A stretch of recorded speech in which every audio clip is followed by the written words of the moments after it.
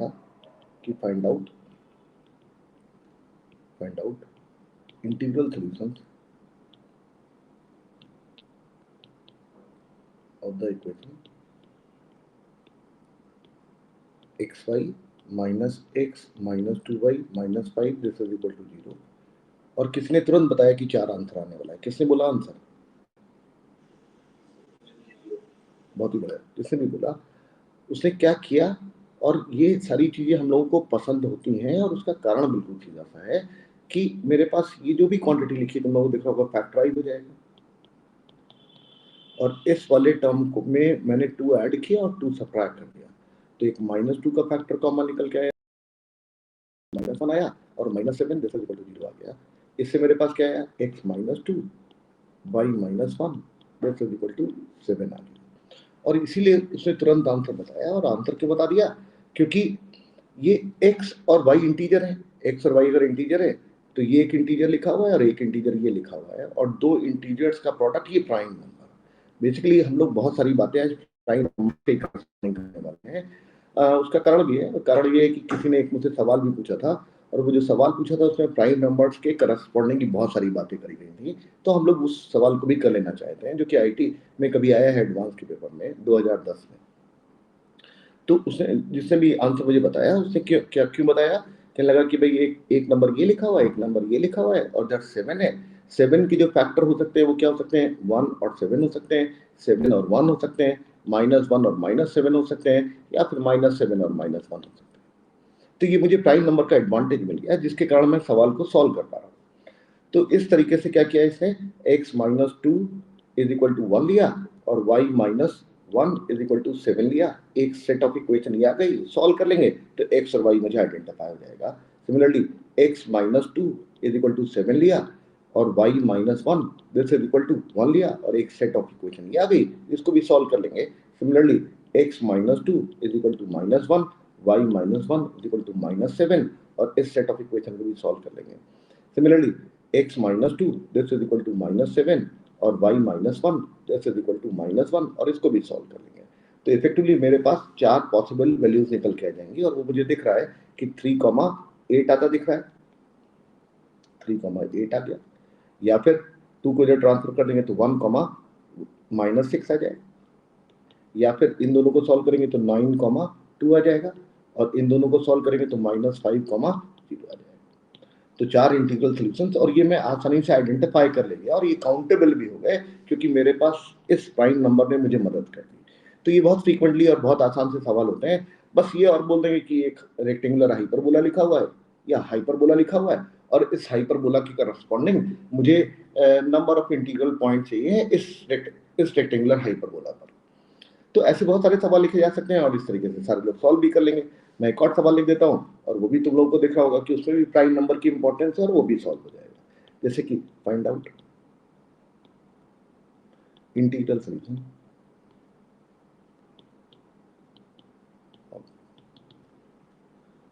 x² -5xy -6y² -7 this is equal to 0, ऐसा लिखा हुआ। फिर से सारे लोगों को दिख रहा होगा कि भाई ये डुएबल है। कारण क्या? ये जो टर्म लिखा हुआ है ये फैक्टराइज हो जाएगा, और फैक्टर क्या हो जाएंगे इसके? x -2y, और दूसरा फैक्टर कितना आ जाएगा? x -3y, और दूसरी तरफ कितना लिखा हुआ है? 7। और चूंकि दे रखा है कि इंटीग्रल सॉल्यूशंस मतलब क्या हुआ? x और y इंटीजर हो जाने चाहिए। तो अब ये भी मुझे बताने की जरूरत नहीं और किसी को सॉल्व करने की जरूरत नहीं कि भाई ये मेरे पास जो नंबर लिखा हुआ है ये एक इंटीजर है, ये एक नंबर लिखा हुआ है ये इंटीजर है, और दो इंटीजर्स का प्रोडक्ट एक प्राइम नंबर आ रहा है। प्राइम नंबर के फैक्टर अगर होंगे तो 1 और 7 ही होंगे। तो फिर से मेरे पास 4 इक्वेशन बन जाएंगी, और जो 4 इक्वेशन बन जाएंगी उन चारों को मैं सॉल्व कर लूंगा। तो मेरे पास 4 पॉसिबल सॉल्यूशंस अगर होंगे तो वो आइडेंटिफाई हो जाएंगे, as long as x and y must be integer. तो x -2y is equal to 7, फिर x -3y this is equal to 1, एक सेट ही आ गया मेरे पास। x -2y is equal to -7, x -3y this is equal to -1, और हो सकता है इसमें कुछ इंटीजर ना निकले तो कोई बात नहीं, उनको रिजेक्ट कर देंगे, और हो सकता है एक भी ना निकले, वो तो सेकेंडरी बात है। लेकिन पॉइंट ये है कि मेरे पास हर हालत में इस तरीके से सॉल्व किया जा सकता है अननोन को, जो कि इंटीजर्स है। मेरे पास x -2y is equal to 1, फिर x -3y this is equal to 7, या फिर एक और पॉसिबिलिटी हो सकती है x -2y is equal to -1, x minus 3y this is equal to -7। तो ये मेरे पास 4 पॉसिबिलिटी है और सॉल्व कर लेंगे तो आंसर आ जाएगा।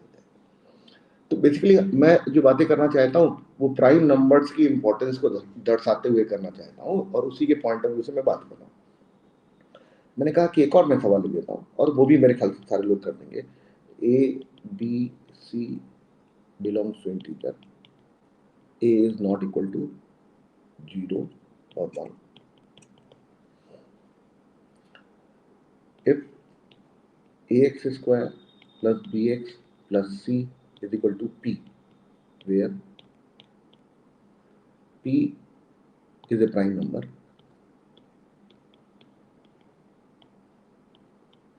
and equation has distinct integral solutions, then prove that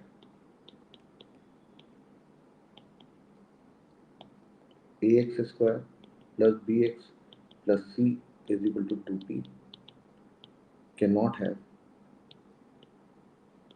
integral solution.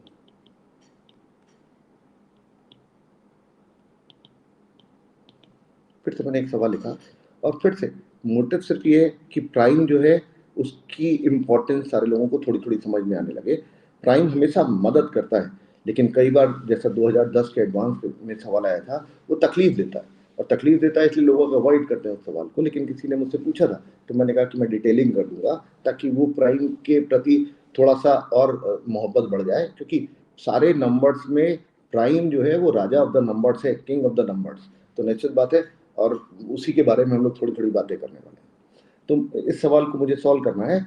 दे रखा है कि ए बी सी इंटीजर्स है, ए 0 के बराबर नहीं, ए 1 के बराबर नहीं, और एक मेरे पास क्वाड्रेटिक इक्वेशन लिखी हुई है और इस क्वाड्रेटिक इक्वेशन के दो सॉल्यूशन है डिस्टिंक्ट इंटीग्रल। हाँ जी हो गया, हाँ हाँ ठीक है, दो डिस्टिंक्ट इंटीग्रल सॉल्यूशंस हैं। तो मुझे प्रूव करना है कि इस इक्वेशन के फिर मेरे पास इंटीग्रल सॉल्यूशंस नहीं मिलेंगे। तो किसी ने सॉल्व कर लिया और उन्होंने सॉल्व किया तो कैसे किया बताइए सर? p को साइड लेगा पहले क्वेश्चन। बिल्कुल, उन्होंने कहा ax square plus bx plus c minus p this is equal to 0। ये एक इक्वेशन है और इसके दो रूट्स हैं, मान लेते हैं एक अल्फा है और एक बीटा है, और ये मेरे पास डिस्टिंक्ट नंबर है और इंटीजर्स और डिस्टिंक्ट। फिर बताइए क्या किया, बताइए सर। इसको लिखा a this is equal to a times x minus alpha plus x minus beta, factor करके लिख लिए, क्योंकि प्राइम का एडवांटेज उठाना चाहते थे तो उन्होंने कहा कि हम इसको फैक्टराइज कर लेते हैं, और अगर ये x square coefficient leading a है तो a times x minus alpha x minus beta, मैंने ऐसा लिख लिया। अब a इसलिए सवाल में दे रखा a 0 नहीं होना चाहिए वरना क्वाड्रेटिक नहीं रहेगी, इसलिए एक मना किया 0 नहीं है। सर a 1 क्यों नहीं है? a 1 इसलिए हो जाता, मैं बता रहा हूँ, a अगर 1 हो जाता तो ये वाला नंबर और ये वाला नंबर p के बराबर, मैं आगे पहले सॉल्व कर देता हूँ, मेरे पास ऐसा आ गया। और फिर मुझे किस बात को दिखाना है, मुझे दिखाना है कि ax square plus bx plus c this is equal to 2p, इस इक्वेशन के मेरे पास दो इंटीग्रल रूट्स नहीं हो सकते, ऐसा मुझे आइडेंटिफाई करना है। इंटीग्रल रूट्स नहीं हो सकते ऐसा मुझे आइडेंटिफाई करना है। मैंने कहा कि ये जो लिखा हुआ है इसको ऐसे लिख सकते हैं ax स्क्वायर, हाँ जी एक p साइड है, हाँ बिल्कुल, एक p इस साइड ले आए और एक p को उधर छोड़ दिया। ये जो कुछ भी मेरे पास लिखा हुआ है तुम लोगों को दिख रहा होगा वो तो यही वाला टर्म लिखा हुआ है, और इसको अब मैंने इस तरीके से रिप्रेजेंट कर दिया। तो ये मेरे पास बिल्कुल बिल्कुल x minus alpha x minus beta and this is equal to, और p सारे लोगों को मालूम है प्राइम नंबर है, और प्राइम नंबर के कभी भी तीन डिस्टिंक्ट फैक्टर्स नहीं हो सकते, ठीक है। तो हम लोगों ने कहा तीन डिस्टिंक्ट फैक्टर्स नहीं हो सकते, और a को मैंने 1 के बराबर मना कर दिया, इसलिए मना कर दिया कि अगर a 1 हो जाता तो कोई और नंबर 1 हो जाता तो दो फैक्टर तो हो ही सकते थे ना, तो इसलिए मैंने a को 1 के बराबर मना करने का कारण समझ में आ गया था लोगों को।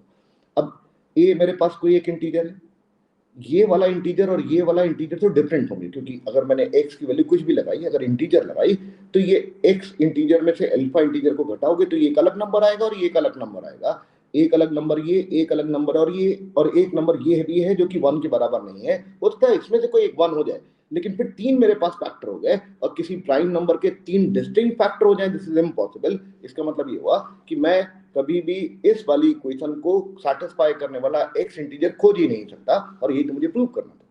फिर क्या बात खत्म होती दिख रही है सारे लोगों को? Yes sir. चलिए, तो ये बात समझ में आ गई सर। मतलब प्राइम नंबर है और प्राइम नंबर के हर हालत में 2 ही डिस्टिंक्ट फैक्टर्स हो सकते हैं, एक 1 और एक इटसेल्फ। इस सिद्धांत का ही हम लोग इस्तेमाल करते हुए अब आगे बढ़ने वाले। तो बेसिकली प्राइम नंबर हमको मदद करता रहा है हमेशा। वो चीजों को फैक्टर अगर हो रहे होंगे तो वो फैक्टर होने से रोक लेता है। और कई बार वही पिछले वाले सवालों में 2 फैक्टर का प्रोडक्ट एक प्राइम नंबर है, तो फटाफट कंपेयर किया और किसी ने मुझे देखते ही सवाल बताया कि क्या सोल्यूशन होने वाला है। अब आगे बढ़ते अगले सवाल के बारे में बात करते हैं। हम लोगों ने कहा कि मेरे पास एक सेट है, उस सेट का नाम एस रख लेते हैं, और उसके अंदर ढेर सारे एलिमेंट्स हैं, 1 2 3 4 5 और dot dot dot dot up to p-1, where p is a bigger prime number, a big prime number। मतलब बिग का मतलब ये नहीं कि p2 ले लो, तो फिर तो सवाल ही खत्म हो जाएगा। बड़ा नंबर है, वो काफी बड़ा भी ले सकते हैं, कुछ भी ले सकते हैं, जनरलाइज कर सकते हैं। मैंने अभी लिख लिया कि p मेरे पास एक ऑड प्राइम नंबर है, ऑड नंबर है, ऑड ही होते हैं जनरली, 2 को छोड़ के। Not two. हाँ जी, नॉट टू, ऑड मतलब। हाँ, 2 एक प्राइम नंबर है, लेकिन उसके बाद सारे जितने भी प्राइम नंबर होंगे वो ऑड ही होते हैं, अकेला 2 एक इवन प्राइम नंबर है। अब देख, मैंने कहा कि इस सेट के अंदर का कोई एलिमेंट है जिसका नाम ए रख लिया। ए कुछ भी हो सकता है, मतलब इसका मतलब ये हुआ कि A can have any value in between 1 to p-1। अच्छा, क्या ए की कोई भी वैल्यू p से डिविजिबल होगी? क्या ऐसा हो सकता है कि any value of A is divisible by p? ये नहीं हो सकता, क्योंकि इस ब्रैकेट के अंदर जो सेट है उसके अंदर जितने भी एलिमेंट्स रखे हैं वो p से छोटे, तो p-1 ही तक तो गए हम लोग। तो कोई भी नंबर निश्चित बात है p से तो डिविजिबल नहीं होगा। इसका मतलब क्या हुआ? इसका मतलब ये हुआ कि अगर मैं कोई भी नंबर इस सेट के अंदर का पिक कर लूं, जिसको a बोल दूं और उसको p से डिवाइड करूं, तो वही नंबर रिमाइंडर आ जाएगा। मतलब अगर मैं कहूं कि अगर मेरे पास a कोई नंबर है, a belongs to s and is divided by p, then remainder will be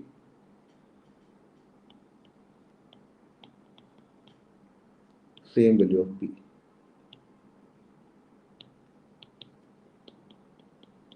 same value of a, जो भी a मैंने पिक किया वही रिमाइंडर हो जाएगा। अरे भाई, अगर मैं कहूं कि मैंने 3 को 7 से डिवाइड किया, अरे 7 से डिवाइड करो तो यही तो रिमाइंडर हो गया। मैंने कौन सी नई बात लिख दी कि जो नंबर पिक करोगे वही रिमाइंडर हो जाने वाला है। तो ये बात ऑब्वियस थी, ऑब्वियस बात ही मैं लिख रहा हूँ सर, ये दोनों ऑब्वियस बातें। ये बात भी ऑब्वियस है कि भाई अगर इस सेट के अंदर का कोई भी नंबर लोगे जिस सेट के अंदर p से छोटे ही नंबर रखे हुए हैं लेकिन सारे रखे हुए हैं, वो p से कभी डिवाइड नहीं हो सकता। ये भी बिल्कुल ऑब्वियस सी बात लिखी हुई और ये भी ऑब्वियस सी बात लिखी हुई। तो खेल को थोड़ा सा और इंटरेस्टिंग बनाते हैं, और मैंने कहा कि मैं अब एक के बजाय 2 नंबरों के पॉइंट ऑफ व्यू से बात करने वाला हूं। मेरे पास 2 नंबर हैं, a and b which belongs to s। then a plus b will be divisible by p। क्या ये पॉसिबल है? एक नंबर मैंने a उठाया, मैंने एक और नंबर उठाया जिसका नाम b है, मैंने पूछा कि क्या a प्लस b p से डिविजिबल होगा? किसी ने कहा हाँ, और उससे क्यों बोला अब वो बताने वाला है, बताइए। सर यदि a जो हो वो p माइनस लैम्डा टाइप का कोई नंबर हो जाए, हाँ, और जो b हो वो s सेट में से कोई भी लैम्डा हो जाए, बिल्कुल, तो उस केस में डिविजिबल हो जाएगा। तब की बात, बिल्कुल इन्होंने जो बात कही वो बिल्कुल परफेक्ट बात कही।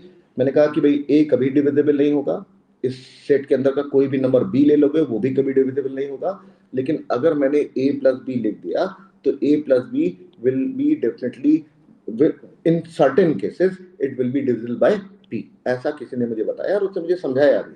उसने कहा कि अगर a को 1 ले लीजिए और b को p माइनस 1 ले लीजिए, दोनों का सम करिए, देखिए p आ जाएगा। a को 2 ले लीजिए, b को p माइनस 2 ले लीजिए, दोनों का सम देखिए, फिर से p से डिविजिबल हो जाएगा ना। तो इसने कहा कि आगे से और पीछे से इक्वी डिस्टेंट टर्म्स अगर मैं उठाता चला जाऊं तो निश्चित बात है a प्लस बी हर हालत में p से डिविजिबल होगा। क्या ये बात सारे लोगों को समझ में आ रही है? Sum of yes sir. Equidistant terms from starting and from end are always divisible by, तो p से डिविजिबल होंगे, ऐसा समझ में आ गया। तो क्या ये मैं मालूम कर सकता हूँ कि how many possible numbers, how many such numbers are there such that a plus b is divisible by p, a plus b p से डिविजिबल हो जाएगा। कितने ऐसे पॉसिबल नंबर्स हो सकते हैं ये मुझे आइडेंटिफाई करना है। तब तो काम बिल्कुल आसान था। कैसे? p माइनस नंबर्स होंगे। परफेक्ट बात है। उसने कहा कि answer will be p minus 1 और मैंने पूछा भी नहीं क्यों और उसने मुझे बताया भी नहीं क्यों, लेकिन मैं बोल दे रहा हूँ। उसने कहा एक नंबर a है, एक नंबर b है। a को मैं वैल्यूज दे सकता हूँ। किस तरीके से वैल्यूज दे सकता हूँ? इस सेट के अंदर का कोई भी एलिमेंट इसमें लगा सकता हूँ। मैं जब भी कोई एक वैल्यू यहाँ पर दूंगा उसके करस्पॉन्डिंग ये यूनिक नंबर फिक्स हो जाएगा, वो 1 वैल्यू हो जाएगी। इसका मतलब ये हुआ कि मैं इसकी वैल्यू बदल बदल के अगर p माइनस 1 रखूंगा तो हर p माइनस 1 वैल्यू के करस्पॉन्डिंग ये एक ही वैल्यू प्रोड्यूस होती दिख रही है। निश्चित बात है मेरे पास टोटल पॉसिबल कॉम्बिनेशंस कितने प्रोड्यूस हो सकते हैं? p minus 1। क्या आपने यही सोच के बताया ना आंसर? Yes sir. ठीक है, चलिए। तो एक बात सारे लोगों को समझ में आ गई कि भाई p माइनस 1 ऐसे नंबर बन सकते हैं। फिर मैंने कहा कि ये जो खेल अभी हम लोगों ने सीखा यहाँ पर, ये मैंने क्या खेल सीखा या क्या मैंने खेल बताया? मैंने ये खेल बताया कि मेरे पास दो नंबरों का सम किसी एक नंबर से डिविजिबल हो रहा है जबकि दोनों इंडिविजुअल नंबर्स उस नंबर से डिवाइड नहीं हो रहे हैं। तो ये पॉसिबिलिटी मेरे पास कब मिलने वाली है? जब दोनों नंबरों से मिलने वाले रिमाइंडर्स का सम p से डिवाइड हो जाए। ये तो पहले मैंने काउंट करके दिखा दिया तुम लोगों की कि भैया देखो ये ऑब्जर्वेशन है। और फिर मैंने जनरल बात करना चालू करी और जनरल बात मैंने क्या बोलना चालू करी? मैंने कहा एक नंबर a है और एक नंबर b है। मान लीजिए a को जब p से डिवाइड किया गया, लैम्डा 1 क्वोशिएंट आ गया और एक रिमाइंडर आ गया r1, और b को जब p से डिवाइड किया गया तो lambda 2 plus lambda 2p plus r2 ऐसा नंबर आ गया। तो a मेरे पास है क्या? Lambda 1p plus r1 plus lambda time 2p plus r2, और ये जो कुछ भी लिखा हुआ है इसमें लिख सकता हूँ lambda 1p plus lambda 2p और दूसरी तरफ कितना आ गया? r1 plus r2। ये तो देखो p से डिविजिबल है। अगर दोनों से मिलने वाले रिमाइंडर्स का सम p से डिवाइड हो जाए तभी तो मेरे पास नंबर p से डिवाइड होगा।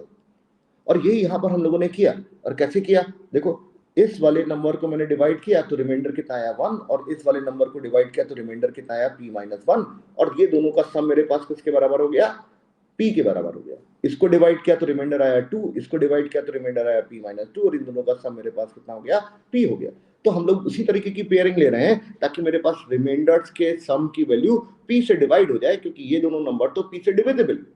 और ये तो हम लोग बहुत फ्रीक्वेंटली सवालों को सॉल्व करने के लिए करते हैं। एक दो सवाल मैं लिख देता हूं जो कि तुम लोग हमेशा इस्तेमाल करते होगे एग्जाम्पल के तौर पे,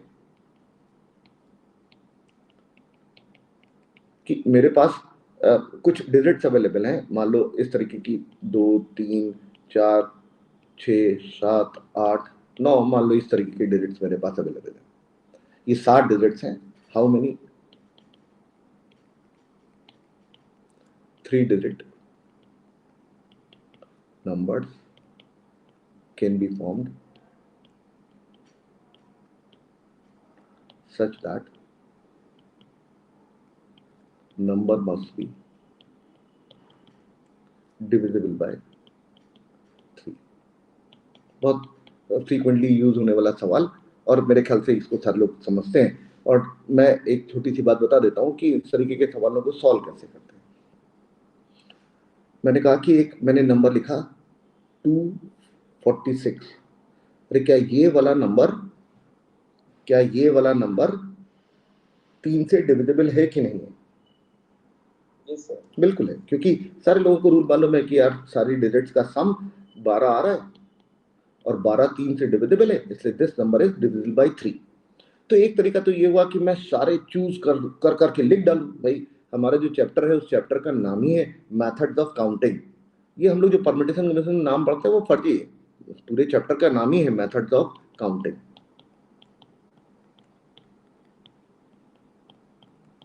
मतलब मुझे गिनने में अच्छा होना चाहिए।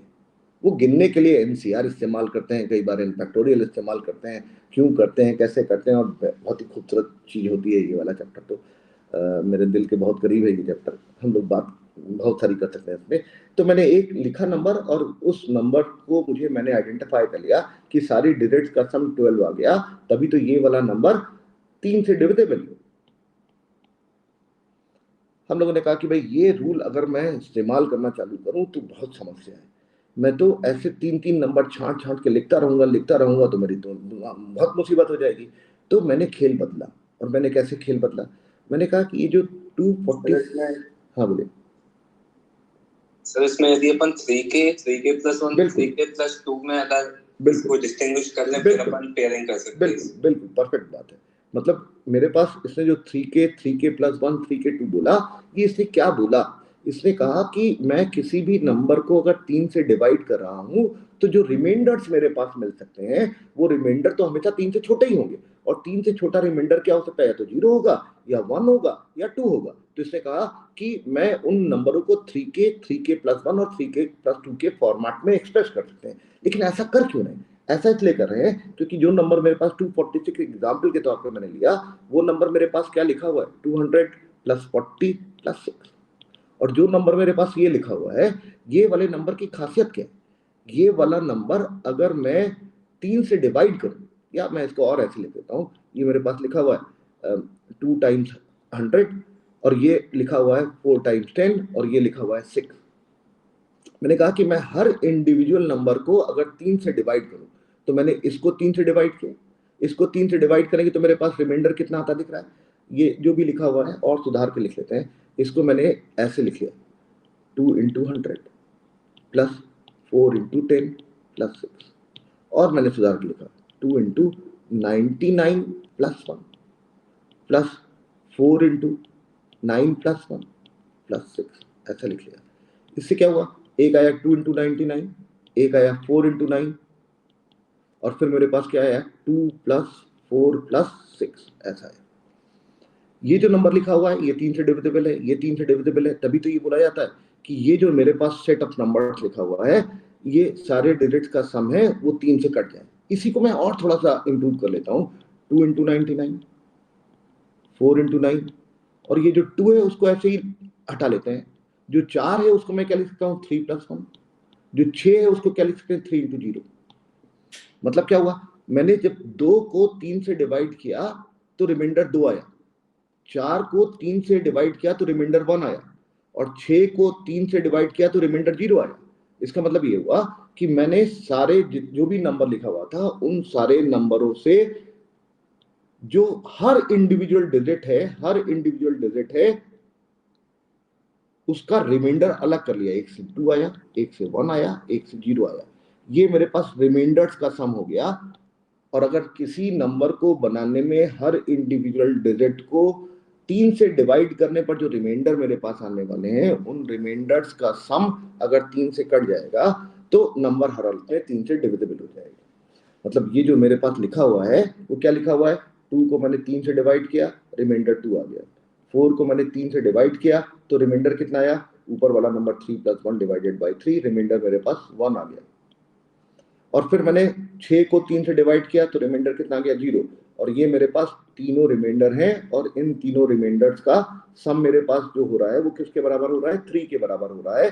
अगर रिमाइंडर्स का सम 3 से डिविजिबल है तो निश्चित बात है मेरे पास जो भी सिलेक्टेड नंबर होगा वो हर हालत में 3 से डिविजिबल होगा, और वो 3 डिजिट आपस में रीसफल भी कर दोगे तब भी तो रिमाइंडर्स का सम 3 से डिविजिबल बना रहने वाला।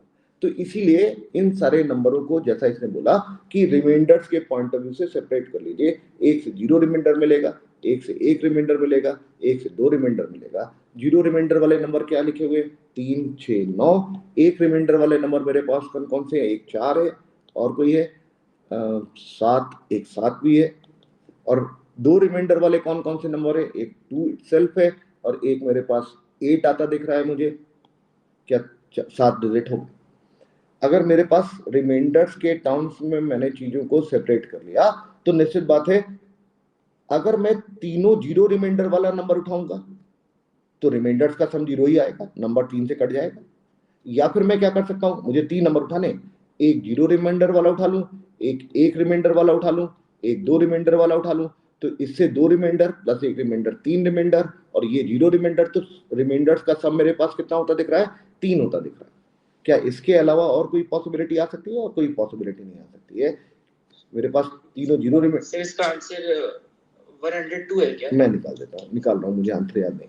तीनों 0 रिमाइंडर वाले उठाएंगे तो मेरे पास ये तीनों नंबर ही उठाने वाले हैं, तो 3C3, और इनका आपस में अरेंजमेंट 3 फैक्टोरियल, क्योंकि आगे पीछे करने से फर्क नहीं पड़ने वाला है।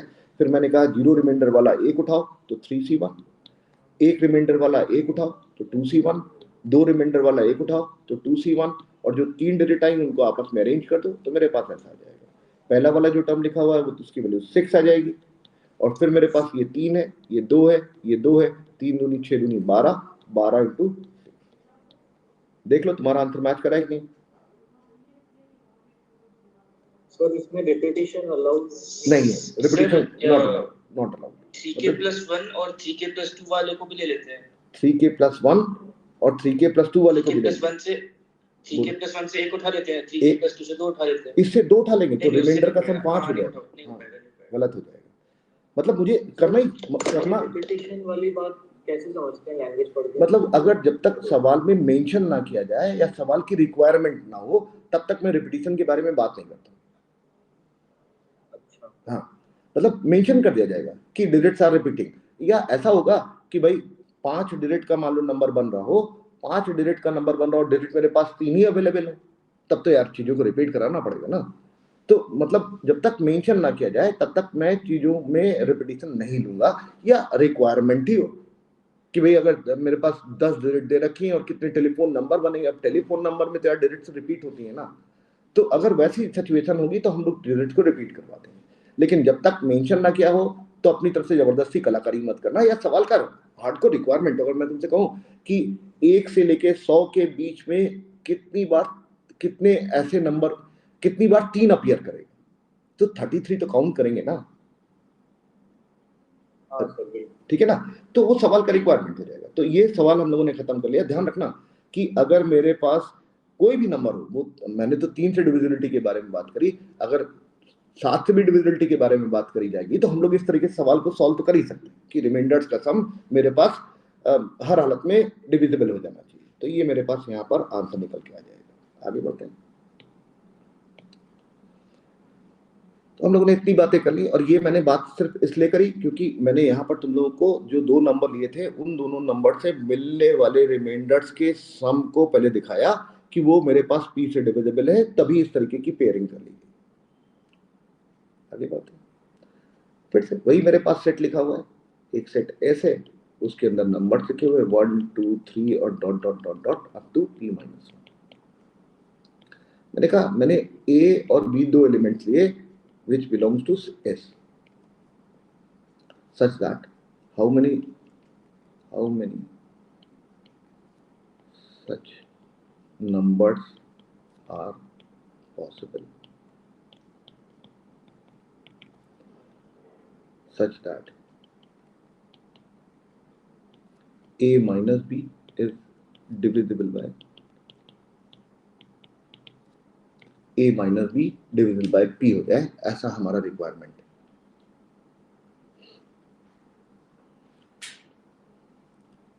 क्या आप लोग आंसर बता सकते हैं?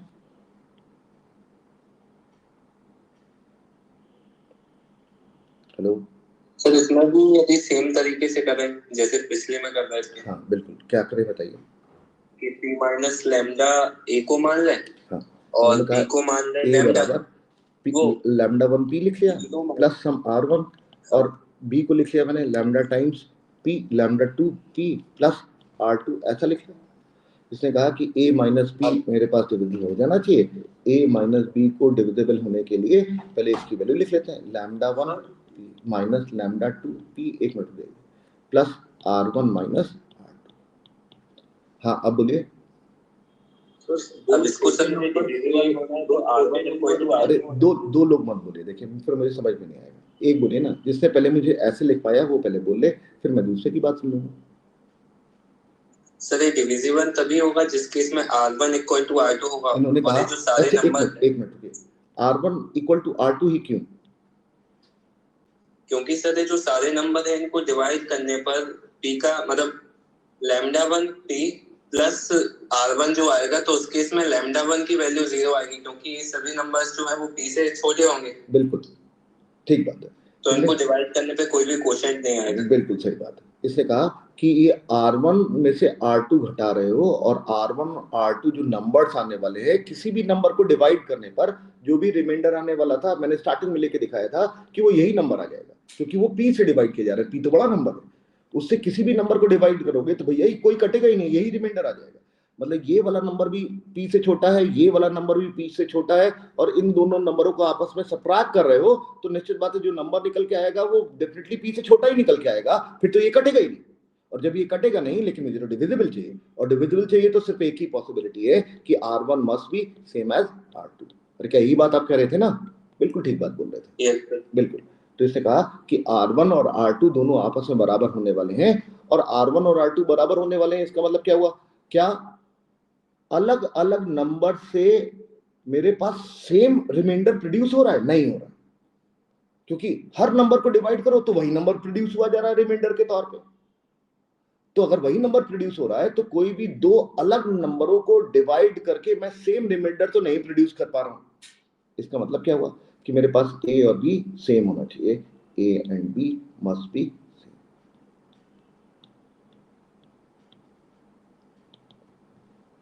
इन सारे केसेस में जो लैम्डा 1 है और जो लैम्डा 2 है वो सब जीरो ही होने वाले, क्योंकि ए भी मेरे पास p से छोटा है और b भी मेरे पास p से छोटा है, तो भाई डिवीजन ही क्यों होगा? ये आएगा ही क्यों? ये नहीं आने वाले हैं। ये बस लिखा जाता है, रिमाइंडर थ्योरम ये होती है इसलिए लिख दिया जाता है, लेकिन इफेक्टिवली लैम्डा 1 और लैम्डा 2 जीरो के बराबर ही है।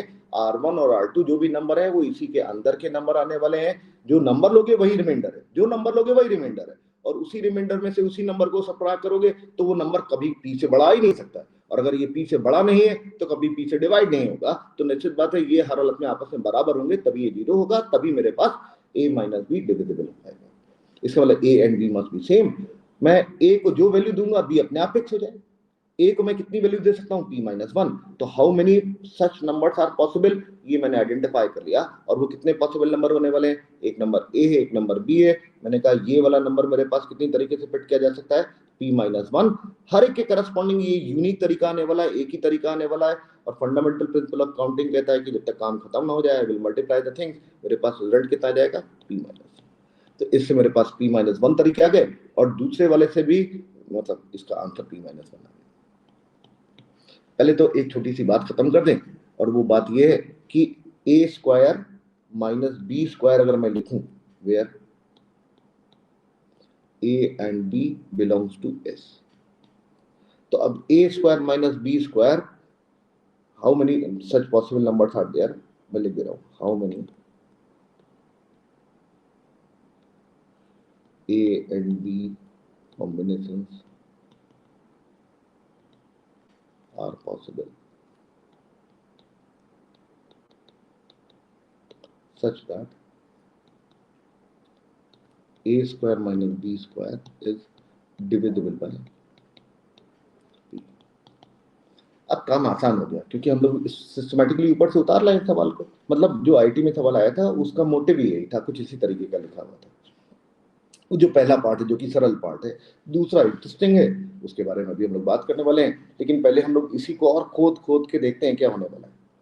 अब इसको करना है और मैं चाहता हूं ए स्क्वायर माइनस बी स्क्वायर को डिवाइड करना, और ये होता क्या, ये a माइनस बी और ये क्या होता है a प्लस बी।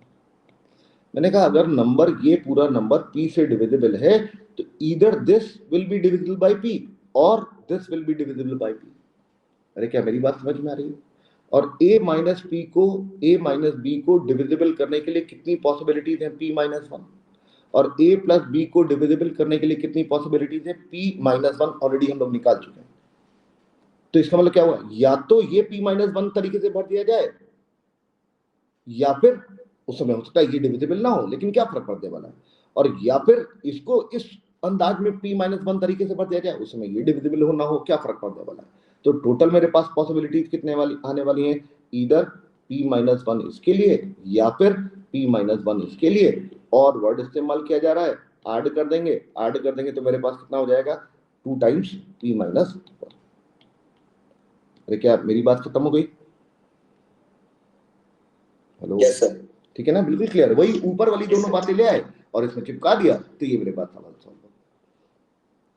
तो ये मेरे ख्याल से जो आईटी में आया सवाल था उसका पहला पार्ट इसी बात से लगभग सॉल्व हो जाएगा। उन्होंने जीरो और डाल रखा था, कुछ और अंग्रेजी लिख रखी थी, लेकिन अब वो बहुत विद इन रीच है। लेकिन अभी मैं कुछ और बातें तुम लोगों से करने वाला हूँ, और वो क्या, इसी आंसर को मैं एक और तरीके से एनालाइज करने की कोशिश करने वाला हूँ। अगर मैं तुमसे ये नहीं पूछता कि A square minus B square p से डिवाइड करा जाए तो डिविजिबल हो जाए, ऐसी कितनी पॉसिबिलिटीज हैं जो हम लोगों ने सवाल सॉल्व किया, के बजाय अगर मैं कहूं कि मेरे पास A square if divided by p, then how many possible remainder will appear।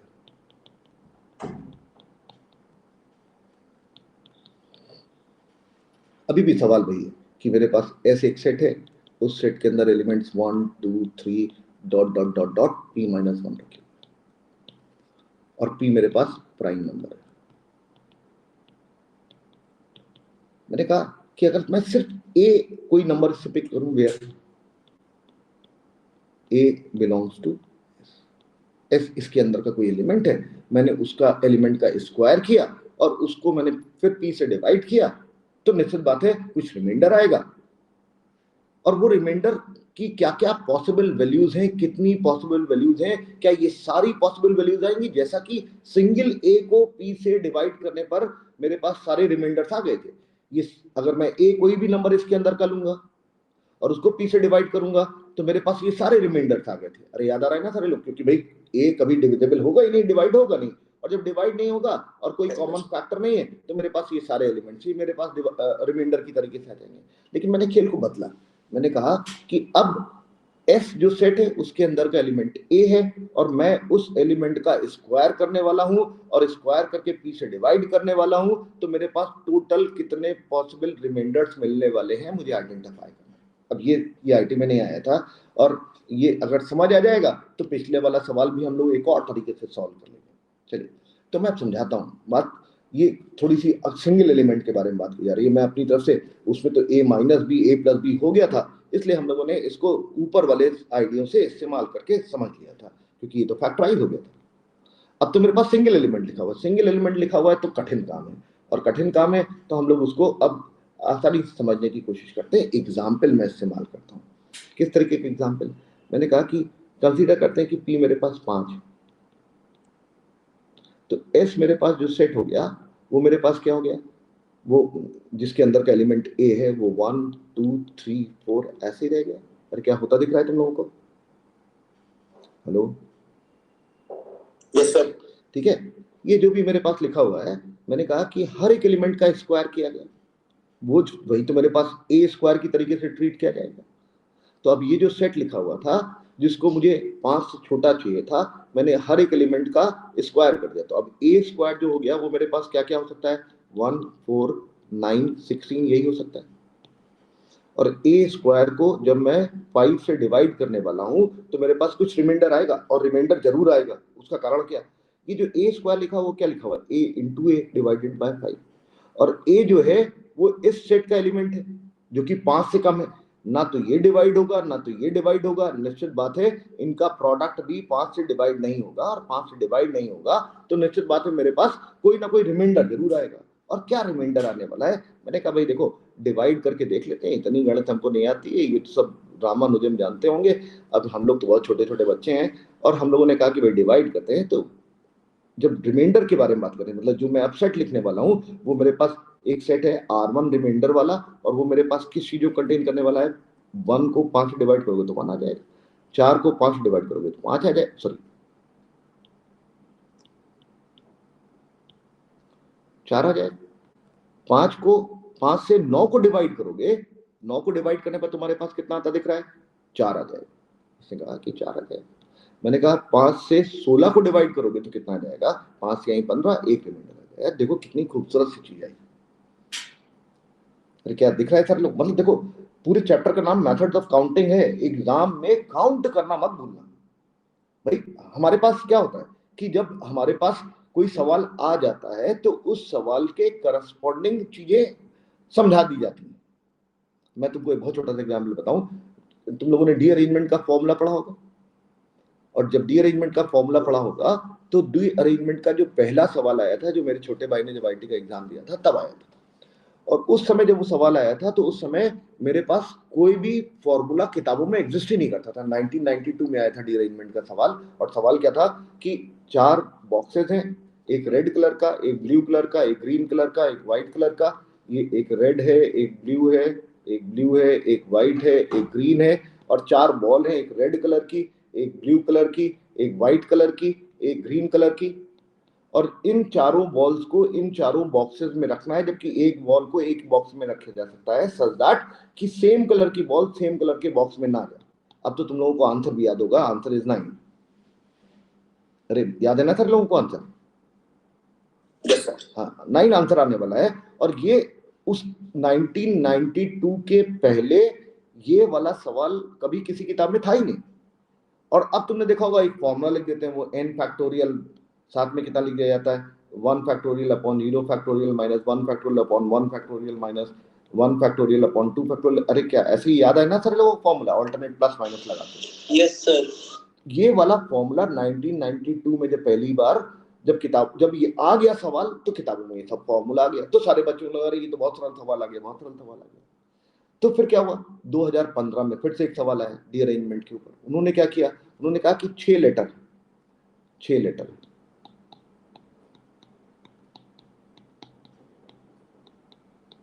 ये इन्वोलप्स हैं, और उनके करस्पॉन्डिंग 6 लेटर्स हैं ABCDEF। और फिर उन्होंने कहा कि ऐसे रखो कि कोई भी अपने इन्वोलप में करेक्टली ना जाए, मतलब डी अरेंजमेंट हो जाए, लेकिन ऐसा हो कि A B में ही जाए। अब उन्होंने एक कंडीशन लगा दी, तो फिर उस समय तक इस कंडीशन के करस्पॉन्डिंग कोई फॉर्मूला नहीं था, अब फिर से फॉर्मूले आ गए। तो मतलब अब खेल ये है कि कैसे स्टडी का प्रोसेस बढ़ता है। मतलब इसीलिए आपको कोई चीज नहीं आती हो, पढ़ी ना हो, परमिटेशन में खासियत है, लेकिन आपको इस बात का भरोसा होना चाहिए कि मैं गिन लेता हूँ यार, मैं गिन के निपटा दूंगा चीजों को। गिनने में मजबूत होना चाहिए बस। मतलब चैप्टर का नाम ही है कि भाई 2 फॉर्मूले हैं, एक एनसीआर और एक आर फैक्टोरियल, वो सब गिनने में मदद कर देते हैं बस। लेकिन अगर मेरे पास कोई नई चीज नजर आ जाएगी तो क्या मैं छोड़ दूंगा? अरे नहीं भाई, मैं गिन डालूंगा। और गिनने के लिए ही मैंने कहा कि ये मैंने गिनना चालू किया तो मुझे कुछ खूबसूरती नजर आने लगी। और क्या खूबसूरती नजर आने लगी कि भाई मैंने रिमाइंडर निकालना चालू किया तो पहले 2 से जो रिमाइंडर आए, आखिरी 2 में भी वही रिमाइंडर आए। देखो मिरर इमेज बनता दिख रहा है? अरे दिखा कि नहीं दिखा? तो यार कुछ लोग कह सकते हैं कि यार ये तो ऐसे हो गया, एक एग्जाम्पल में हो गया। मैंने कहा कोई बात नहीं, एग्जाम्पल बदलते हैं, और मैंने सिविल ले लिया। मैंने कहा कि एस जो मेरे पास लिखा हुआ है वो 1 2 3 4 5 6 तक जाएगा, P-1 तक। और ए स्क्वायर का जो सेट बनने वाला है वो क्या बनेगा? 1 4 9 16 25 और 36 बनेगा। और मैंने कहा ए स्क्वायर को अगर मैं 7 से डिवाइड करूं तो रिमाइंडर कुछ आने वाला है, और वो रिमाइंडर कितना आने वाला है? 7 से 1 को डिवाइड करेंगे 1, 4 को डिवाइड करेंगे 4, 9 को डिवाइड करेंगे 2, 3 आ चुके हैं। देखो 16 को डिवाइड करोगे तो 14, 14 में से 16 सब्ट्रैक्ट करोगे 2, 7 से 25 को डिवाइड करोगे तो 7 या 21 और 4 25, 4 आ जाएगा। 7 से 36 को डिवाइड करो, 7 पना 35 और एक रिमाइंडर आ जाएगा। क्या फिर तुम लोगों को दिख रहा है कि यार ये तो मिरर इमेज फिर से प्रोड्यूस हुई? अरे हाँ कि ना? हाँ सर। बिल्कुल। तो मैंने कहा कि यार एक थोड़ा सा और बड़ा सा एग्जाम्पल, मतलब मैंने इस खेल के ऊपर कभी बहुत जबरदस्त एनालिसिस करी थी, मतलब मुझे तो लगता था कि मैंने शायद कोई एक नई थ्योरम आइडेंटिफाई कर दी है, लेकिन फिर वो मैंने किसी कागज पे लेके छोड़ दी थी। तो वो मेरी तो बहुत ही गंदी आदत है कि मेरे पास फिर वो गायब ही हो जाता है कागज, फिर मैं खोज ही नहीं पाया। वो तो इस बच्चे ने मुझसे पूछा था, कई दिन हो गए पूछा हुआ, इसने एक बार मुझे क्लास में भी टोका था। मुझे मालूम था कि मैं बहुत जबरदस्त इसकी एनालिसिस कर दूंगा, लेकिन मुझे बैठना पड़ेगा क्योंकि वो सब गायब हो गया। लेकिन अब मैंने तुम लोगों को बोल दिया और ये रिकॉर्ड भी हो गया, तो ये मेरे लिए कम से कम अच्छी बात है कि ये जो लिमिटेड बात है जो मैंने तुमको बताई, जो इसके आगे मैं बताऊंगा तो बहुत खतरनाक खेल हो जाएगा, वो नहीं बताऊंगा। लेकिन मैं एक और एग्जाम्पल ले देता हूँ कि कोई कुछ बोलना चाहता है, लेकिन मैं उसकी बात, हाँ बोलिए। सर लैम्डा और p माइनस लैम्डा का जो होल स्क्वायर है, हाँ उन दोनों को अगर p से डिवाइड करेंगे तो लैम्डा स्क्वायर ही आता है। हाँ तो मेरा भी दिखेगा। बिल्कुल बिल्कुल। मतलब जो हम लोग कर रहे हैं, तो तुमने उसको मैथमेटिकल फॉर्मुलेशन में कन्वर्ट कर लिया, और तुमने जितनी बात बोली बिल्कुल परफेक्ट बात बोली। तुमने कहा कि अगर मैं 1 का स्क्वायर करूं या फिर p-1 का स्क्वायर करूं, ये मतलब फाइनली मैं यही बताने जा रहा था, जो तुमने नोटिस कर लिया वही। क्यों तुम देख रहे हो ना, इक्वी डिस्टेंट वाले टर्म सेम मेरे पास वही प्रोड्यूस कर रहे हैं, वो इसलिए प्रोड्यूस कर रहे हैं। इसने कहा कि स्टार्टिंग का पहला लीजिए, इसको p से डिवाइड करिए, आखिरी का पहला लीजिए, उसको p से डिवाइड करिए। ये जो लिखा हुआ है वो क्या लिखा हुआ है? ये लिखा हुआ p square minus 2p plus 1। और जब मैं इसको p से डिवाइड करूंगा तो मेरे पास क्या आ जाएगा? एक p आ जाएगा, एक -2 आ जाएगा, एक 1/p आ जाएगा। और देखो ये वाला रिमाइंडर और ये वाला रिमाइंडर सेम आ गया। तो इसका मतलब क्या हुआ कि इक्वी डिस्टेंट टर्म्स जो स्टार्टिंग से और एंड से हैं, उनके रिमाइंडर्स हर हालत में same digit same remainder produce करने वाले हैं। तो क्या सारे लोगों को ये बात समझ में आती दिख रही है? Yes sir. ठीक है ना? तो अब अगर ये बात मैंने ऑब्जर्व कर ली होती तो मुझे पिछले वाले सवाल को सॉल्व करने के लिए इतनी मेहनत नहीं करनी पड़ती। जो कि मैंने क्या किया मेहनत करने में, मैंने a square minus B square के फैक्टर के a minus B a plus के बजाय मैं क्या बोलता कि a square minus B square है, और ये सीधे सीधे मेरे पास किससे डिविजिबल मुझे चेक करना है? डिविजिबल बाय 3 से। तो मैं a स्क्वायर को एक वैल्यू दूंगा, वो वैल्यू मैं कितने तरीके से दे सकता हूं? p-1 तरीके से। अरे p-1 तरीके से कुछ रिमाइंडर आएगा, हर नंबर देने के बाद एक रिमाइंडर आएगा। जैसे कि यहां पर मैंने अगर कोई एक नंबर प्रोवाइड कर दिया और उससे ये रिमाइंडर आ गया, तो नंबर ये भी हो सकता है और नंबर इधर वाला भी हो सकता है, तभी तो रिमाइंडर्स का डिफरेंस मेरे पास 0 हो पाएगा। अरे क्या मेरी बात समझ पा रहे हो? जी सर। इसका मतलब ये हुआ कि अगर मैं इसको p-1 तरीके से भरूंगा तो इसको भरने के कितने तरीके होने वाले हैं? 2 तरीके होने वाले हैं। मतलब हर नंबर के करस्पॉन्डिंग जो a को मैं प्रोवाइड करने वाला हूं, b के लिए 2 पॉसिबिलिटीज अवेलेबल है। यही तो मैंने यहां पर दिखाया तुम लोगों को, मिरर इमेज बन रहा है। नंबर वो इधर का नंबर, अगर मैंने ये वाला इधर का एक नंबर लिया तो एक नंबर इधर का भी ऐसा होगा जो कि सेम रिमाइंडर प्रोड्यूस कर रहा होगा।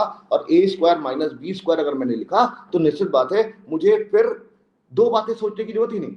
इस वाले नंबर को मैं वैल्यू प्रोवाइड करूंगा, इस वाले नंबर को मैं वैल्यू प्रोवाइड करूंगा, ये वाला अपने आप फिक्स हो जाएगा। और वो 2 तरीके से हो जाएगा, इधर वो a ही हो जाए या फिर एक पीछे से जो नंबर आने वाला इक्वल डिस्टेंट वाला वो हो जाए। तो for every value of a I am going to have 2 values of b। a को मैं p-1 तरीके से फिल कर सकता हूं, तो b के लिए हर एक के पॉसिबल करस्पॉन्डिंग 2 पॉसिबिलिटीज एग्जिस्ट करती दिख रही हैं। तो मेरे पास जो रिजल्ट आने वाला है 2 टाइम्स p-। अरे क्या मेरी बात पहुंच गई सारे लोगों तक? जी सर।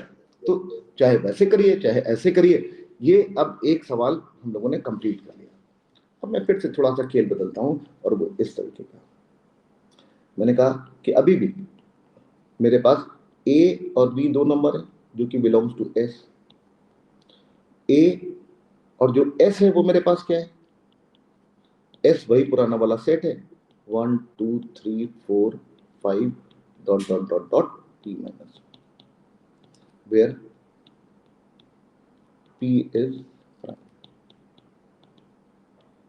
अब अब सवाल ये है कि अगर मैं a इंटू बी के बारे में बात करूं, मतलब मैंने क्या किया, मैंने a प्लस बी के बारे में बात की, मैंने a माइनस बी के बारे में बात करी, मैंने a स्क्वायर के बारे में बात करी, मैंने a square minus B square के बारे में बात करी। अब मैंने कहा भाई दो नंबर a और b है तो a इंटू बी के बारे में और बात कर लेते हैं। एक बात तो पक्की है कि a और b इस सेट का एलिमेंट है, ना तो a p से कट रहा है ना तो b p से कट रहा है, तो इसका मतलब ये वाला number is not divisible by. Sir A square plus B square के बारे में बात नहीं करिए। अभी वो खतरनाक बात है, आपने मना कर दिया था कि मत करिएगा, इसलिए मैंने नहीं करी।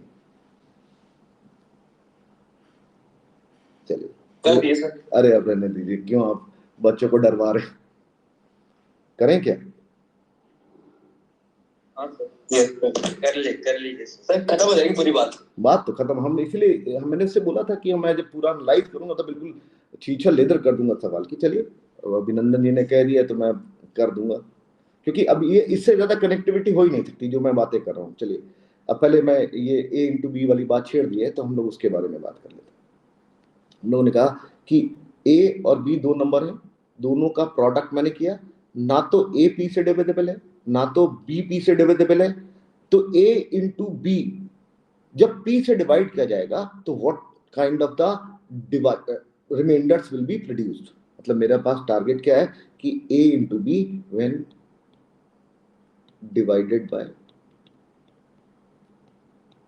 p what kind of remainders will B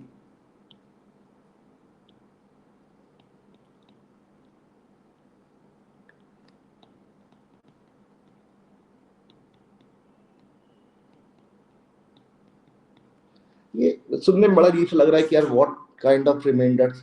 अरे भाई p से अगर नंबर को डिवाइड कर रहे हो तो जो भी रिमाइंडर प्रोड्यूस होने वाले हैं वो 1 से लेके p माइनस 1 ही तक तो होंगे। ये तो पक्की बात है कि 1 से p माइनस 1 तक ही रिमाइंडर मेरे पास आने वाले हैं। लेकिन एक अगर रिमाइंडर आ रहा है तो वो कितनी बार आएगा, दो अगर रिमाइंडर आ रहा है तो वो कितनी बार आएगा। क्योंकि देखो a इंटू बी अगर मैंने लिखा है तो ये a इंटू बी मेरे पास कितने नंबर्स प्रोड्यूस करने वाले हैं, कितने तरीके से ये नंबर लिखे जा सकते हैं। a को फिल करने का तरीका क्या है, p माइनस 1, b को फिल करने का तरीका क्या है, p माइनस 1। मतलब मैं a और b को अगर इस सेट के एलिमेंट्स की तरीके से पिक करूं तो ये मेरे पास इतने नंबर्स प्रोड्यूस करेंगे, और इतने नंबर्स को जब मैं p से डिवाइड करूंगा तो मेरे पास रिमाइंडर्स तो p माइनस 1 ही प्रोड्यूस होने वाले हैं। और इसका मतलब ये हुआ कि हर रिमाइंडर मेरे पास ज्यादा बार प्रोड्यूस होने वाला। क्या मेरी बात समझ में आ रही है? सर हाँ बोले। हाँ, हम लोग जैसे पहले किसी ने बताया था कि a को लैम्डा 1 p प्लस r1 लिख लेते हैं, हाँ, p को सेम वैसे लिख लेते हैं, हाँ, तो फिर उन दोनों को मल्टीप्लाई कर लेते हैं। हाँ, तो लैम्डा 1 लैम्डा 2 p स्क्वायर। नहीं सुनिए तो मैं बात कंप्लीट कर लूं, लेकिन आपने सुना नहीं था। मल्टीप्लाई करने में प्रॉब्लम हो जाएगी। नहीं मैं कर r1 r2 अगर p से कट रहा होगा तो हो जाएगा। हाँ अरे सुनिए तो, ये r1 और r2 है क्या यार, वो a और b तो है, यही तो मैं बता रहा था। लैम्डा 1 p प्लस r1 लिखा जाता है, लेकिन इसमें लैम्डा 1 तो 0 ही हो जाएगा, क्योंकि मैं जिस नंबर से डिवाइड कर रहा हूं वो नंबर p ही है, और जो a है वो p से छोटा है, जो b है वो p से छोटा है। इसका मतलब a मेरे पास क्या है, रिमाइंडर ही है, b मेरे पास क्या है, रिमाइंडर ही है, a और इंटू b क्या है, वो रिमाइंडर ही आ गया। अरे क्या आप मेरी बात समझ पा रहे हैं ना? अरे भाई अगर मैं कहूं कि मैंने 11 को 15 से डिवाइड किया, 15 बड़ा नंबर है, ये बड़ा नंबर क्यों है, क्योंकि 15 की बजाय 17 लिख दूं मैं, वरना तुम लोग कहोगे प्राइम के बजाय 17 से 11 को अगर मैं डिवाइड कर रहा हूं तो यही तो रिमाइंडर आएगा, उसमें क्या लैम्डा होगा, क्यों होगा, नहीं होना चाहिए, मतलब यही रिमाइंडर है। मतलब क्या हुआ कि मैं इन सारे नंबरों में से अगर कोई दो नंबर पिक कर रहा हूं, दोनों नंबरों को मल्टीप्लाई कर रहा हूं और उनको डिवाइड कर रहा हूं, तो वही दोनों नंबर मेरे पास रिमाइंडर है जिनके प्रोडक्ट की वैल्यू p से डिवाइड होने पर कुछ रिमाइंडर प्रोड्यूस करेगी। समस्या है, मतलब मैं वो लिख ही नहीं सकता। आप मेरी बात समझ पा रहे हैं ना? चलिए तो अब मैं फिर वापस बात करता हूं। मैंने क्या बोला, मैंने कहा कि भाई एक नंबर a लिया, एक नंबर b लिया, a और b को जब आपस में मल्टीप्लाई किया तो वो एक नंबर मेरे पास प्रोड्यूस होगा, और ऐसे मेरे पास कितने तरीके से नंबर लिखे जा सकते हैं as long as a and b belong to this set.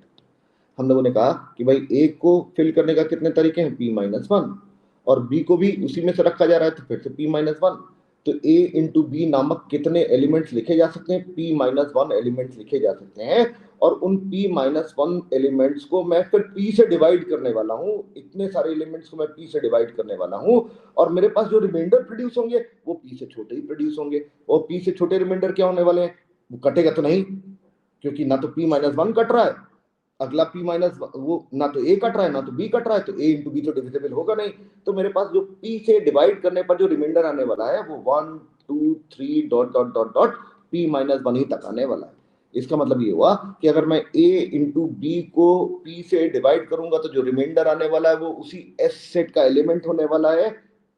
मतलब क्या हुआ, जो रिमाइंडर्स आने वाले हैं उनकी काउंटिंग p-1, अरे क्या मेरी बात सही पड़ रही है, उनकी गिनती कितनी होने वाली, p-1, लेकिन मैं इतने सारे नंबरों को डिवाइड करने वाला हूं, और इतने सारे नंबरों को डिवाइड करने के बाद मेरे पास रिमाइंडर सिर्फ p-1 आ रहे हैं।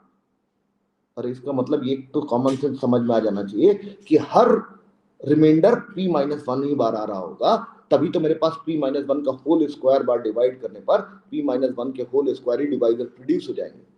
ये जो मैंने बात बोली आखिरी वाली, ये जल्दी से भी हजम नहीं होगी, अभी मैं अगला एग्जाम्पल लिखूंगा तो वहां से बात क्लियर हो जाएगी। लेकिन क्या मेरी बातें कुछ सुनना चालू कर दी सारे लोगों ने? ठीक है, ये जो स्टेटमेंट लिखा हुआ है ये उतना अच्छा नहीं लिखा हुआ है, क्योंकि इसका तो आंसर ऑब्वियस मुझे मालूम है कि when divided by p what kind of remainders will be produced, और व्हाट काइंड मतलब वो तो काइंड तो मेरे पास p-1 ही काइंड है, the kind will be very kind, so kind of you p-1, लेकिन p-1 इतने रिमाइंडर मेरे पास आने वाले हैं, इतने सारे नंबरों को डिवाइड करा जाएगा जब p से, तो इसका मतलब क्या हुआ, बार बार मेरे पास रिकरेंस होगी रिमाइंडर्स की, तो वो किस तरीके से मेरे पास एक एक रिमाइंडर कितनी कितनी बार आ रहा है ये मैं आइडेंटिफाई करना चाहता हूं। ठीक है ना, क्या मेरी बात समझ में आ गई? आगे बढ़ते हैं। Yes sir. हम लोगों ने कहा कि ये जो p-1 लिखा हुआ है इसको समझते हैं, ये कितनी बार अपीयर करने वाले, तो ये मेरे पास a इंटू बी है, दो नंबरों का प्रोडक्ट लिखा हुआ है, a को मैंने कहा 1 वैल्यू ले ली, और b की कोई फिक्स वैल्यू है जो कि इसी सेट के अंदर का एलिमेंट है, एक फिक्स वैल्यू है, b इज फिक्स, फिर मैंने कहा a को मैंने 2 ले लिया, b वैसे ही बना रहने, a को मैंने 3 ले लिया, b वैसे ही रहने दिया, a को मैंने p-1 ले लिया, और b मैंने फिक्स कर दिया। तुम लोगों को दिख रहा होगा कि ये मेरे पास कितने एलिमेंट्स लिखे हुए हैं, p-1, और अब मैं b की वैल्यूज जब बदलना चालू करूंगा तो ये जो रो लिखी हुई है ये रो मेरे पास कितनी बार आ जाएंगी, ये कॉलम इस तरीके से कितनी बार प्रोड्यूस हो जाएंगी, कितनी रो मेरे पास प्रोड्यूस हो जाएंगी, p-1, क्योंकि b बराबर 1 रखोगे तो पहली रो, b बराबर 2 रखोगे तो दूसरी रो, b बराबर 3 रखोगे तो तीसरी रो, b बराबर p-1 रखोगे तो p-1 है। अरे क्या दिख रहा है सारे लोगों को? Hello, yes sir. ठीक है ना, मतलब मैंने आगे वाले नंबर को बदल बदल के लिखा और पीछे वाला नंबर फिक्स कर दिया। मैंने कहा b कोई एक फिक्स नंबर है, b की वैल्यू 1 होगी, 2 होगी, 3 होगी, 4 होगी, तो ये मेरे पास अलग अलग लाइनें प्रोड्यूस होना चालू हो जाएंगी, और हर लाइन में कितने एलिमेंट लिखे होंगे, p-1, तो ये p-1 मेरे पास रो और p-1 मेरे पास कॉलम, इस तरीके की मैट्रिसेस मेरे पास क्रिएट होती दिख रही है। अरे क्या दिख रहा है सारे लोगों को? तो मैं सबके बारे में एक साथ नहीं बात करने वाला हूं, मैंने कहा कि मैं सिर्फ एक रो के बारे में बात करने वाला हूं। वो रो क्या है? मैंने कहा कि 1b 1 2b 3b dot dot dot dot, जो आखिरी वाला नंबर है वो p-1, यही तो मेरे पास a इंटू बी लिखा हुआ, a इंटू बी का एक फॉर्मेट ये लिखा हुआ। एक बात तुरंत सारे लोगों को समझ में आना चाहिए जो कि बहुत कीमती बात है, वो ये कि मैं किसी भी नंबर को अब p से डिवाइड करने वाला हूं, किसी भी नंबर को p से डिवाइड करने वाला हूं, और जब मैं किसी भी नंबर को p से डिवाइड करूंगा तो मेरे पास हर नंबर से अलग अलग रिमाइंडर आने वाला है। कितनी जबरदस्त बात है, देखो, if we divide any number out of p-1 in our row, each number after any number of p minus 1, क्या if we divide any number of p minus 1, क्या कुछ अंग्रेजी मैंने बहुत ही बकवास लिखी है, if we divide any number of p minus 1 in above row, ये p minus 1 नंबर लिखे ना, ठीक है, any number in above row, each number after division by p will leave a unique remainder। ये बहुत कीमती बात है, ये सारा जस्ट सारा आगे की बात को समझने का सारा खेल इसी में छिपा हुआ। If we divide any number in above row, इस रो में कितने एलिमेंट्स हैं, p माइनस 1, मैं इतने सारे नंबरों को जब p से डिवाइड करूंगा तो हर एक नंबर अलग रिमाइंडर प्रोड्यूस करेगा। मैंने ऐसा कैसे कह दिया, देखो, अच्छा क्या 1 इंटू बी लिखा हुआ, इसको जब मैं p से डिवाइड करूंगा तो क्या ये p से डिवाइड होगा, नहीं होगा, क्योंकि ना तो 1 कट रहा है ना तो b कट रहा है, क्योंकि b की जो वैल्यू है वो भी p माइनस 1 से कम ही है। 2 इंटू बी भी नहीं कटेगा, 3 इंटू बी भी नहीं कटेगा, p माइनस 1 इंटू बी भी नहीं कटेगा, कोई भी नहीं कटने का। और मैंने साथ में कहा कि भाई कोई तो नहीं कट रहा है, लेकिन हर एक नंबर से जो रिमाइंडर मिलेगा वो एक अलग नंबर ही मिलेगा। ऐसा मैंने क्यों कहा, उसका कारण देखो, मैंने कहा इस सेट में मैं कंट्राडिक्शन से प्रूव कर देता हूं कि सबका अलग ही मिलने वाला है। मैंने मान लिया कि भाई कोई दो नंबर हैं, एक है 1b और एक है 2b, both are not divisible by p, दोनों p से डिविजिबल नहीं है, क्या उनके पास सेम रिमाइंडर आएगा, are they going to produce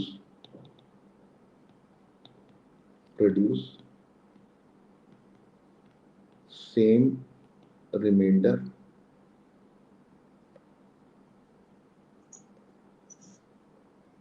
when divided by p, क्या वो सेम रिमाइंडर प्रोड्यूस करेंगे? अच्छा, अगर सेम रिमाइंडर प्रोड्यूस करेंगे तो इसका मतलब क्या हुआ, 2b माइनस 1b अगर सब्ट्रैक्ट किया जाए तो ये तो p से डिविजिबल हो जाएगा। अगर ये बात होल्ड कर रही है, अगर ये वाली बात होल्ड कर रही है, तो निश्चित बात है इन दोनों का डिफरेंस, क्योंकि दोनों सेम रिमाइंडर प्रोड्यूस कर रहे हैं, तो दोनों सेम रिमाइंडर प्रोड्यूस करने पर हर हालत में उनका डिफरेंस p से डिवाइड हो जाएगा। और इनका डिफरेंस लिखा क्या है, b लिखा हुआ है, इसका मतलब 1b p से डिविजिबल हो गया। अरे ये तो कंट्राडिक्ट हो गया, अरे क्या मेरी बात सही पड़ रही? मैं इस सेट के कोई भी दो एलिमेंट ले लूं, ये पक्की बात कि वो दोनों एलिमेंट गारंटेड p से डिविजिबल नहीं होंगे, ना तो 1 डिविजिबल है, ना तो 2, ना तो 3, ना तो p माइनस 1 और ना तो b, कोई भी नंबर p से डिविजिबल नहीं है। मैंने कहा इस सेट के कोई भी दो नंबर उठाओगे तो उन दोनों के पास अलग अलग ही रिमाइंडर आएगा, और चूंकि ये p माइनस 1 एलिमेंट्स है तो p माइनस 1 अलग अलग रिमाइंडर्स मेरे पास प्रोड्यूस होने वाले हैं, ये बात मैं प्रूव करने वाला हूं। और मैंने कहा कि अगर इस सेट में कोई भी दो एलिमेंट उठाओ और दोनों से सेम रिमाइंडर आ रहा है तो दोनों का जो डिफरेंस होगा वो भी एलिमेंट इसी सेट के अंदर होगा और वो फिर p से कट जाएगा। मैंने एक छोटा सा एग्जांपल लिया 2b और 1b का, अरे मैं कुछ भी ले सकता था, मैं 10b माइनस 7b का ले सकता था। मैंने कहा ये भी डिविजिबल नहीं, ये भी डिविजिबल नहीं, लेकिन दोनों का सेम रिमाइंडर प्रोड्यूस कर रहे होंगे तो इन दोनों का डिफरेंस कितना जाएगा, 3b, और इसका भी रिमाइंडर इसका रिमाइंडर अगर सेम है तो रिमाइंडर कट गया, और रिमाइंडर कट गया तो ये वाला नंबर p से डिविजिबल हो गया, ये p से डिविजिबल हो गया, मतलब 3b p से डिविजिबल हो गया। और अगर 3b p से डिविजिबल हो गया तो निश्चित बात है वो जो मेरे पास बात हमको मालूम थी कि भैया इस सेट के अंदर का कोई भी नंबर p से डिविजिबल नहीं है, क्योंकि ना तो a डिविजिबल है ना तो b डिविजिबल है, तो ये मेरे पास कैसे डिविजिबल हो सकता है, 3b नहीं हो सकता है। इसका मतलब ये हुआ कि इस सेट के अंदर जो p माइनस 1 एलिमेंट रखे हुए हैं वो हर बार p से डिवाइड होने पर कितने रिमाइंडर प्रोड्यूस करने वाले हैं, अलग अलग तरीके के रिमाइंडर प्रोड्यूस करने वाले हैं। और अलग अलग तरीके कितने रिमाइंडर हो सकते हैं, p माइनस 1 ही रिमाइंडर हो सकते हैं, क्योंकि इस सेट के अंदर p माइनस 1 ही तो एलिमेंट रखे हुए हैं, और वो जितने भी एलिमेंट्स हैं वो हर बार नया रिमाइंडर प्रोड्यूस करने वाले हैं, तो वो रिमाइंडर क्या आने वाले हैं, 1 2 3 कहां तक आने वाले हैं, p-1। एक बात बिल्कुल साफ सुथरी समझ में आ जाना चाहिए। अरे क्या आप लोग मेरी बात सुन रहे हैं ना सारे लोग? जी सर। ठीक, मेरे पास जो नंबर लिखे हुए थे 1b 2b 3b, और ये कहां तक लिखे हुए थे, p-1b, और ये मेरे पास कितने एलिमेंट लिखे हुए हैं, p-1 एलिमेंट लिखे हुए हैं। और हर एक एलिमेंट को when divided by p, I will get a unique remainder। और कितने मिलेंगे, p-1 यूनिक रिमाइंडर। और p-1 यूनिक रिमाइंडर होते कौन कौन से हैं, 1 2 3 4 dot dot dot dot p-1। एक बात समझ में आ गई कि वो जो स्टार्टिंग में हम लोगों ने कहा था कि मेरे पास p-1 रो लिखी हुई है, p-1 रो, इस सेट को जब मैंने p से डिवाइड किया तो हर एक यूनिक डिवाइजर रिमाइंडर मिला। जब p से डिवाइड किया, इस सेट को भी जब डिवाइड करेंगे तो कितने रिमाइंडर मिलेंगे, हर एक से यूनिक मिलेंगे। कितने मिलेंगे, 1 2 3 4 अप टू p-1 तक फिर से p-1 रिमाइंडर मिलेंगे। इस सेट को भी जब डिवाइड करेंगे कितने रिमाइंडर मिलेंगे, p-1 मिलेंगे। इसका मतलब मैंने क्या समझा, कि ये समझा कि इसको जब मैंने डिवाइड किया तो मेरे पास कितने रिमाइंडर्स मिले, ये p, हर एक यूनिकली, हर एक रिमाइंडर एक बार। अब b की वैल्यू अगर मैंने बदलना चालू करी तो 1 into 1 2 into 1 3 into 1 dot dot dot dot p-1 into 1, इन सब से p रिमाइंडर मिले। अगर मैं लिखता 1 into 2 2 into 2 3 into 2 dot dot dot dot p-1 into 2, by the same logic फिर से मेरे पास p रिमाइंडर मिलेंगे। और वो सब अलग अलग मिलने वाले हैं, इससे भी सब अलग अलग मिलने वाले हैं, लेकिन वो सब इसके अंदर होंगे, वो सब इसके अंदर होंगे, इसके अंदर भी सब अलग अलग मिलने वाले, वो सब इसके अंदर होंगे। हर बार p रिमाइंडर मिलते चले जाएंगे। अरे ये कितनी बार मैं लिखने वाला हूं, अरे क्या p-1 बार लिखने वाला हूं, अरे क्या मेरी बात दिख रही है सारे लोगों को? ये मेरे पास p-1 बार लिखा जाने वाला है। ये मेरे पास p-1 रो थे जो मैंने वहां पर ऑलरेडी बता दिया था, वहां पर सिर्फ मैंने b से रिप्रेजेंट कर दिया था। मैं b की वैल्यू 1 फिर 2 फिर 3 फिर dot dot dot dot 1 times p-1 2 times p-1 3 times p-1, और यहां पर भी मेरे पास हर एक एलिमेंट को डिवाइड करने पर क्या मिलने वाला है, यूनिक रिमाइंडर मिलने वाला है। और वो यूनिक रिमाइंडर कितने मिलने वाले हैं, p रिमाइंडर्स मिलने वाले हैं। और p रिमाइंडर मिलने वाले हैं, इसका मतलब क्या हुआ कि वो सारे p के अंदर ही रहने वाले हैं। अरे कोई बता सकता है कि अगर मैंने p-1 सॉरी, ये मेरे पास p-1 मैंने गलत लिख दिया, धन्यवाद। p-1 ही तो एलिमेंट है ये, p-1, इसमें भी p-1, इसमें भी p-1, इसमें भी p-1। मतलब क्या हुआ कि इसके अंदर अगर मैं पूछूं कि रिमाइंडर 2 कितनी बार आएगा, एक बार। इसके अंदर रिमाइंडर कितनी बार आएगा, 2 अगर रिमाइंडर आएगा तो कितनी बार आएगा, इस पूरी लाइन के अंदर, इस पूरी लाइन के अंदर 2 रिमाइंडर कितनी बार आएगा, एक बार। मतलब अगर मैं पूछूं कि 2 रिमाइंडर इतने सारे नंबरों में कितनी बार आने वाला है, तो तुम लोग बोलोगे हर रो में एक बार आएगा। और ये कितनी रो है, p-1 रो है, तो कितनी मेरे पास रिमाइंडर प्रोड्यूस आने वाले हैं, p-1 रिमाइंडर। मतलब every remainder is going to produce how many times, p-1 times, p-1 times। क्या यहां तक बात बिल्कुल जस्टिफाइड होती दिख रही है? Yes sir. चलिए, तो जो बात समझ में आई वो ये कि अगर मैंने हमारा जो सेट था जिसमें a और b दो एलिमेंट थे जो कि हम लोगों ने यहां से उठाए थे, where b is prime, a into b, कोई भी दो नंबर मल्टीप्लाई कर दिए गए when divided by p, every remainder will appear p-1 times। Every remainder मतलब क्या हुआ, एवरी रिमाइंडर रिमाइंडर है कहां पर, यही सारे रिमाइंडर है। मतलब ये हर एक नंबर कितनी बार प्रोड्यूस होने वाला है, p-1 bar.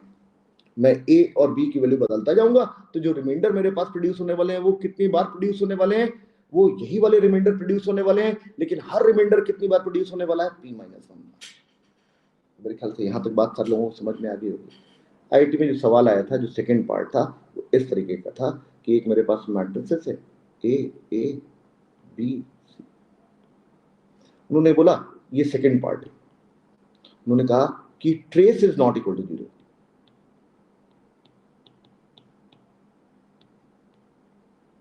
Trace is not 0 इसका मतलब a 0 नहीं है, क्योंकि ट्रेस तो 2a होने वाला है, sum of the diagonal elements. और जो उन्होंने सेट दे रखा था एस, उसका क्या नाम था भगवान जाने, वो लिखा हुआ है सवाल यहाँ पर, ये पूरा लिखा हुआ है, तुम लोग अपने आप लगाना।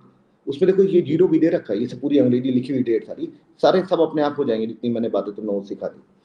एस जो सेट था उसमें कहा कि वो 0 है, 1 है, 2 है, 3 है, डॉट डॉट डॉट डॉट, कहां तक है ये, p-1 तक, और वेयर p इज प्राइम। फिर उन्होंने कहा कि ये जो डिटरमिनेंट इसका निकल के आने वाला है, डिटरमिनेंट ऑफ a, ये अगर a है और determinant of a is divisible by p, तो how many such possible matrices are there, how many such possible matrices are there.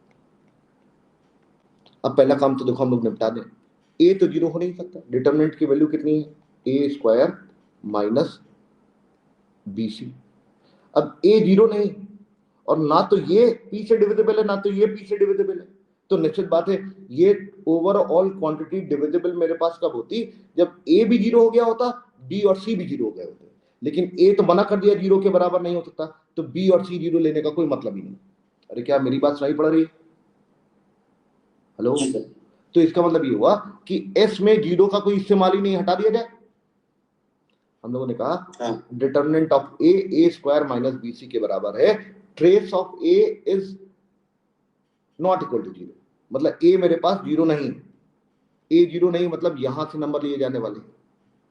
क्या b और c में किसी की वैल्यू कभी 0 हो सकती है, नहीं हो सकती, क्योंकि अगर b और c में कोई 0 हो गया और a 0 नहीं है तो इसकी वैल्यू क्या आ जाएगी, a², लेकिन a² फिर मेरे पास p से डिविजिबल नहीं रह जाएगा, मुझे तो चाहिए कि a determinant of a must be divisible by p। और क्या मेरी बात सुनाई पड़ रही है? तो निश्चित बात है मेरे पास a b c में कोई 0 नहीं हो सकता, जब a b c में कोई 0 नहीं हो पा रहा है तो s अब मेरे पास क्या रह गया, मैं अगले पेज पे चलता हूं। s जो मेरे पास आ गया वो सिर्फ यही वाले एलिमेंट मतलब के रह गए 1 2 3 dot dot dot dot up to p-1 where p is prime. और डिटरमिनेंट की वैल्यू किसके बराबर होने वाली है, a² माइनस bc। मैं a को यहां पर वैल्यू देने वाला हूं, a को कितने तरीके से वैल्यू दे सकता हूं, इनमें से कोई भी वैल्यू दे सकता हूं, वो कितना आ जाएगा, p-1 का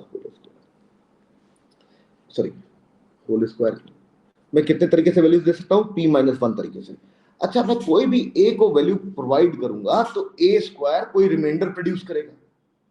अरे क्या करेगा, मान लो मैंने कहा कि a को मैंने जब कोई वैल्यू प्रोवाइड कर दी तो a² को जब मैं p से डिवाइड करूंगा तो कोई ना कोई रिमाइंडर निकल के आएगा, वो रिमाइंडर निश्चित बात है इसी के अंदर का एलिमेंट होगा, और मैं चाहता हूं कि ये भी वही रिमाइंडर प्रोड्यूस कर दे, तभी तो सेम रिमाइंडर घटेगा कटेगा, तभी तो मेरे पास a² माइनस bc p से डिवाइड हो पाएगा। क्या मेरी बात दिख रही है सारे लोगों को? यस। तो इसका मतलब ये हुआ कि अगर मेरे पास a कोई नंबर लिया गया तो a² एक रिमाइंडर प्रोड्यूस करेगा जो कि इसके अंदर होने वाला है, और वो रिमाइंडर इस जगह b इंटू c में मेरे पास कितने तरीके से प्रोवाइड होने वाला है, हर एक रिमाइंडर p-1 बार प्रोड्यूस होने वाला है। ये बात मैंने यहां पर प्रूव कर ली। इसका मतलब ये हुआ कि मेरे पास कोई भी a की वैल्यू के लिए कोई एक रिमाइंडर मिलेगा और वो रिमाइंडर b इंटू c के कॉम्बिनेशन से p-1 बार प्रोड्यूस होगा। मैं हर बार a की वैल्यू यहां से बदलूंगा, हर बार यहां से जो रिमाइंडर मिलेगा वो p-1 बार प्रोड्यूस होगा। अरे तो मेरे पास टोटल कितने ऐसी मैट्रिसेस या डिटरमिनेंट की वैल्यू जिसकी वैल्यू P से डिविजिबल हो जाए, वो कितने बनने वाले हैं? A को प्रोवाइड करने के तरीके P-1, B इंटू C को प्रोवाइड करने के P-1, टोटल मेरे पास जो आंसर आने वाला है P-1 का। क्या मेरी बात खत्म होती दिख रही है? Yes sir. जिसने पूछा था वो है क्लास में कि नहीं? Yes sir. अच्छा, आपने पूछा था, कोई बात नहीं। मैं एक्चुअली ये मैंने कभी किया था। एक्चुअली होता ही है ना कि सारे बच्चों को समझा दो ना तो सर दर्द हो जाता है लोगों को कि ये क्या है यार, कितना प्राइम है, प्राइम का अत्याचार है।